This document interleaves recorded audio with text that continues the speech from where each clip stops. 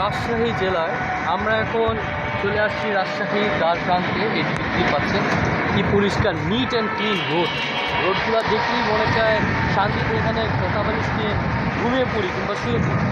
তো আমাদের রোডগুলো আর ঢাকা শহরের রোডগুলো কিন্তু এতটা পরিষ্কার নিট অ্যান্ড ক্লিন না, ঠিক আছে। দেখতেই পাচ্ছেন আমরা আছি রাজশাহীতে। আপনারা কি কোথা থেকে আছেন একটু কমেন্ট করে জানাবেন। আর রাজশাহীর পরিবেশগুলা খুব সকালবেলা আছে আমার সাথে শাকিল, দেখতে পাচ্ছেন আদরের ছোট ভাই ঘরে থাকার সময় নাই। রাজশাহী হলো একটা শিক্ষানগরী, এটা হচ্ছে একটা পরিষ্কার পরিচ্ছন্নতার শহর। আপনারা যারা এখনো রাজশাহী ঘুরতে আসেন নাই, রাজশাহী এসে ঘুরে যাবেন। আমরাও আসছি ঘুরতে, আমরা ঘুরতেছি রিক্সা করে। দেখতে পাচ্ছেন যে আশেপাশের পরিবেশটা কত সুন্দর, দেখেন চমৎকার। এখানে কোনো গ্যাদারিং নাই, কোনো যানজটের কোনো বালাই নেই। এই এলাকাটা যানজটের বালাই নেই, তার একটাই কারণ হচ্ছে রাজশাহীর ভিতরে কখনো বাস ঢুকে না।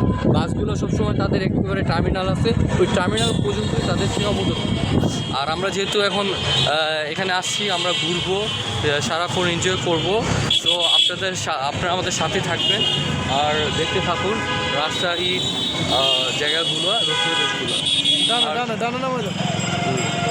সব কিছুর মধ্যেই আমাদের একটা শান্তিময় মুহূর্ত আছে। এই মুহূর্তগুলো আমরা ফায়ার সার্ভিস আছে বিখ্যাত। এখন আমরা বিক্ষের কাজে নামবো, ঠিক আছে। আরে যে ফায়ার সার্ভিসে আছি, ঠিক আছে, যে এটা হচ্ছে ফায়ার সার্ভিস।